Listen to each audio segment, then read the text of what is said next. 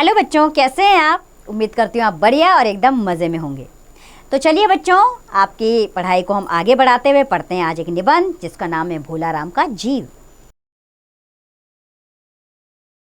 तो बच्चों, इस निबंध को आरंभ करने से पहले उसका संक्षिप्त परिचय ले लेते हैं। बच्चों, हमारे समाज में रिश्वतखोरी और भ्रष्टाचार बहुत बड़ी समस्या बनी हुई है जो देश के विकास में बहुत बड़ी बाधा है। इस निबंध में लेखक ने नारद जी के माध्यम से भोला राम की रुकी हुई पेंशन की व्यथा कथा और सरकारी दफ्तरों में फैले अनंत भ्रष्टाचार को चित्रित किया है। तो आइए शुरू करते हैं अपने इस निबंध को, इस लेख को। ऐसा कभी नहीं हुआ था। धर्मराज लाखों वर्षों से असंख्य आदमियों को कर्म और सिफारिश के आधार पर स्वर्ग या नर्क में निवास स्थान अलाट करते आ रहे थे, पर ऐसा कभी नहीं हुआ था। सामने बैठे चित्रगुप्त बार बार चश्मा पोंछ, बार बार थूक से पन्ने पलट रजिस्टर देख रहे थे। गलती पकड़ में ही नहीं आ रही थी। आखिर उन्होंने खींचकर रजिस्टर इतने जोर से बंद किया कि एक मक्खी चपेट में आ गई। उसे निकालते हुए बोले, महाराज अब रिकॉर्ड ठीक है। भोला राम के जीव ने 5 दिन पहले देह त्यागी और यमदूत के साथ इस लोक के लिए रवाना भी हुआ, पर यहाँ अभी तक नहीं पहुंचा। धर्मराज ने पूछा, और वह दूत कहाँ है? उसी समय द्वार खुले और एक यमदूत बदहवास सा वहां आया। उसका मौलिक कुरूप चेहरा परिश्रम, परेशानी और भय के कारण और भी विकृत हो गया था। विकृत यानी कि बहुत खराब दिख रहा था। उसे देखते ही चित्रगुप्त चिल्ला उठे, अरे तू कहाँ रहा इतने दिन? भोला राम का जीव कहाँ है? यमदूत हाथ जोड़कर बोला, दया निधान, मैं कैसे बतलाऊं कि क्या हो गया? आज तक मैंने धोखा ना खाया था, पर इस बार भोला राम का जीव मुझे चकमा दे गया। 5 दिन पहले जब जीव ने भोला राम की देह त्यागी, तब मैंने उसे पकड़ा और इस लोक की यात्रा आरंभ की। नगर के बाहर जो ही मैं उसे लेकर एक तीव्र वायु तरंग पर सवार हुआ, त्यों ही वह मेरे चुंगल से छूटकर ना जाने कहाँ गायब हो गया। इन 5 दिनों में मैंने सारा ब्रह्मांड छाट डाला, पर उसका कहीं पता ना चला। बच्चों, अब सोचकर बताइए यमदूत का चेहरा विकृत क्यों हो गया था? बच्चों, भय और परेशानी के कारण यमदूत का चेहरा विकृत हो गया था। धर्मराज क्रोध से बोले, मूर्ख जीवों को लाते लाते बूढ़ा हो गया, फिर भी एक मामूली बूढ़े आदमी के जीव ने तुझे चकमा दे दिया। दूत ने सिर झुकाकर कहा, महाराज मेरी सावधानी में बिल्कुल कसर नहीं थी। मेरे इस अभ्यास यानी अभ्यास से भरे मेरे इन अभ्यास हाथों से अच्छे अच्छे वकील भी नहीं छूट सके, पर इस बार तो इंद्रजाल हो गया, अर्थात इंद्र ने जाल बिछाया था। चित्रगुप्त ने कहा, महाराज आजकल पृथ्वी पर इस प्रकार का व्यापार बहुत चला है। लोग दोस्तों को फल भेजते हैं और वे रास्ते में ही रेलवे वाले उड़ा ले जाते हैं। हौजरी के पासलों के मोजे रेलवे अफसर पहनते हैं। मालगाड़ी के डिब्बे रास्ते में कट जाते हैं। एक बात और हो रही है, राजनीतिक दलों के नेता विरोधी नेता को उड़ाकर कहीं बंद कर देते हैं। कहीं भोला राम के जीव को भी किसी विरोधी ने मरने के बाद भी खराबी करने के लिए नहीं उड़ा दिया। धर्मराज ने व्यंग से चित्रगुप्त की ओर देखते हुए कहा, तुम्हारी भी रिटायर होने की उम्र आ गई है। भला भोला राम जैसे नगण्य दीन आदमी से किसी को क्या लेना देना? उसी समय कहीं से घूमते घामते नारद मुनि वहां आ गए। धर्मराज को गुमसुम बैठे देखकर बोले, क्यों धर्मराज, कैसे चिंतित बैठे हो? चिंतित यानी कि क्यों चिंता में हो? क्या नरक में निवास स्थान की समस्या अभी हल नहीं हुई? धर्मराज ने कहा, वह समस्या तो कभी भी हल हो गई। मुनिवर, नरक में पिछले सालों में बड़े गुणी कारीगर आ गए हैं। कई इमारतों के ठेकेदार हैं जिन्होंने पूरे पैसे लेकर रद्दी इमारतें बनवाई। बड़े बड़े इंजीनियर आ गए हैं जिन्होंने ठेकेदारों से मिलकर भारत की 5 वर्षीय योजना का पैसा खाया।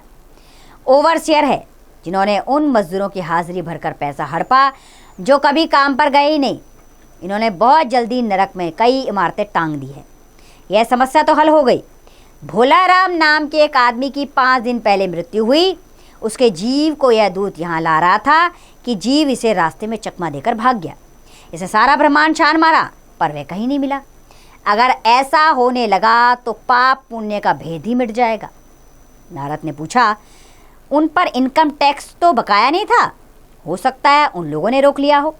चित्रगुप्त ने कहा, इनकम टैक्स होती तो टैक्स होता, भुखमरा था। नारद बोले, मामला बड़ा दिलचस्प है। अच्छा, उसका नाम पता बताओ, मैं अभी पृथ्वी पर जाता हूँ। अच्छा बच्चों, सोचकर बताइए, नरक में निवास स्थान की समस्या क्यों आई होगी? बच्चों, नरक में निवास स्थान की समस्या इसलिए आई हुई होगी क्योंकि लोग बहुत ज़्यादा नरक में आ रहे होंगे। लोग भ्रष्टाचार इतने कर रहे हैं जिसके कारण वो तुरंत मृत्यु लोक की ओर प्रस्थान कर रहे हैं, इसलिए नरक में निवास स्थान की समस्या आ गई।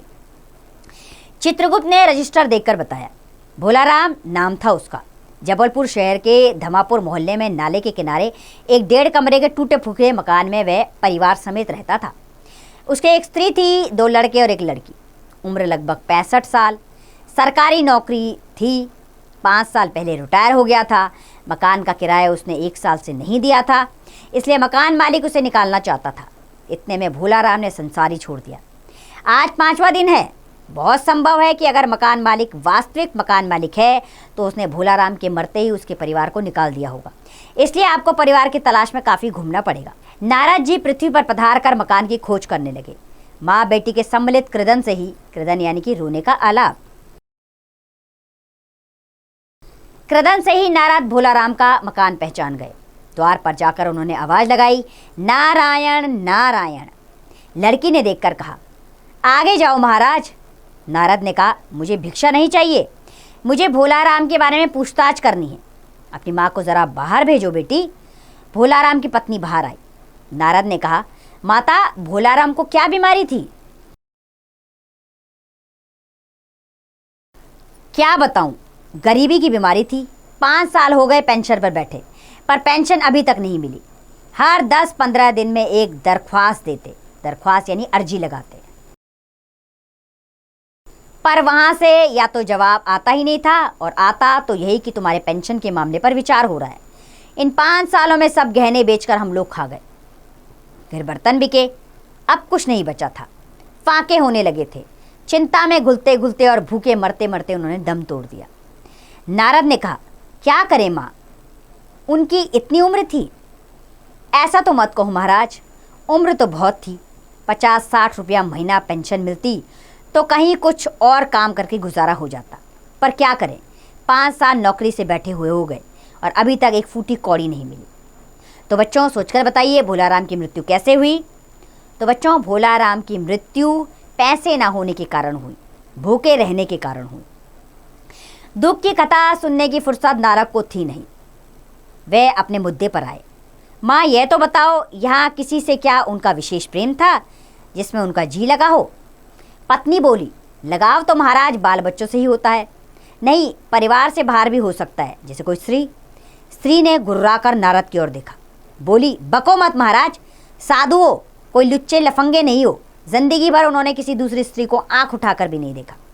नारद हंसकर बोले, हाँ तुम्हारा सोचना ठीक है, यही प्रेम अच्छी गृहस्थी का आधार है। अच्छा माता, मैं चला। व्यंग समझने की असमर्थता ने नारद को सती की क्रोध की ज्वाला से बचा लिया।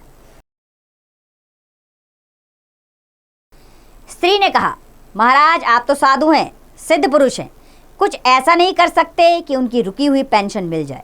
इन बच्चों का पेट कुछ दिन के लिए भर जाएगा। नारद को दया आ गई।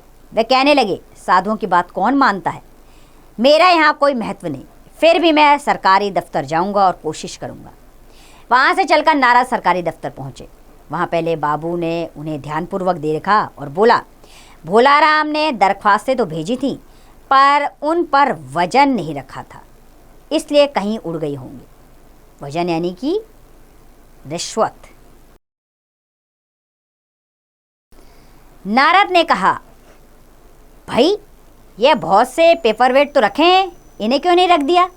बाबू हंसा, आप साधु हैं, आपको दुनियादारी समझ में नहीं आती। दरख्वास्तें पेपर वेट से नहीं दबती। खैर, आप उस कमरे में बैठे बड़े बाबू से मिलिए। नारद उस बाबू के पास गए। उसने तीसरे के पास भेजा, तीसरे ने चौथे के पास, चौथे ने पांचवें के पास। जब नारद 25-30 बाबुओं के और अफसरों के पास घूम आए, तब एक चपरासी ने कहा, महाराज आप क्यों इस झंझट में पड़ रहे हैं? आप अगर साल भर भी यहाँ चक्कर लगाते रहे तो भी आपका काम नहीं होगा। आप तो सीधे बड़े साहब से मिलिए, उन्हें खुश कर लीजिए तो अभी काम हो जाएगा। नारद बड़े साहब के कमरे में पहुंचे। बाहर चपरासी ऊँघ रहा था यानी कि सो रहा था। इसलिए उन्हें किसी ने नहीं छेड़ा। उन्हें एकदम बिना विजिटिंग कार्ड के आया देख साहब बड़े नाराज हुए। बोले, इसे कोई मंदिर वंदिर समझ लिया क्या? धड़ धड़ाते हुए चले आए, चिट क्यों नहीं भेजी? नारद ने कहा, कैसे भेजता, चपड़ासी तो सो रहा है। क्या काम है? साहब ने रौब से पूछा। नारद ने भोलाराम का पेंशन केस बताया। साहब बोले, आप हैं बेगारी, दफ्तरों के रीति रिवाज नहीं जानते। असल में भोलाराम ने गलती की। भाई यह भी एक मंदिर है, यहाँ भी दान पुण्य करना पड़ता है, भेंट चढ़ानी पड़ती है। आप भोलाराम के आत्मा मालूम होते हैं। भोलाराम की दरख्वास्तें उड़ रही हैं, उन पर वजन रखिए। नारद ने सोचा, फिर वजन की समस्या खड़ी हो गई। साहब बोले, भाई सरकारी पैसे का मामला है, पेंशन का केस 20 दफ्तरों में जाता है, थोड़ी देर लगी जाती है। हजारों बार एक बात 1000 जगह लिखनी पड़ती है, तब पक्की होती है। जितनी पेंशन मिलती है उतनी कीमत की स्टेशनरी लग जाती है। हाँ, जल्दी भी हो सकती है। मगर साहब रुके। नारद ने कहा, मगर क्या? साहब ने कुटिल मुस्कान के साथ कहा, मगर वजन चाहिए। आप समझे नहीं। जैसे आपकी यह सुंदर वीणा है, उसका भी वजन भोलाराम की दरख्वास्त पर रखा जा सकता है। मेरी लड़की गाना बजाना सीखती है, यह मैं उसे दे दूंगा। साधुओं की वीणा तो बड़ी पवित्र होती है। लड़की जल्दी संगीत सीख गई तो उसकी शादी हो जाएगी। नारद अपनी वीणा छीनते देखकर घबरा गए।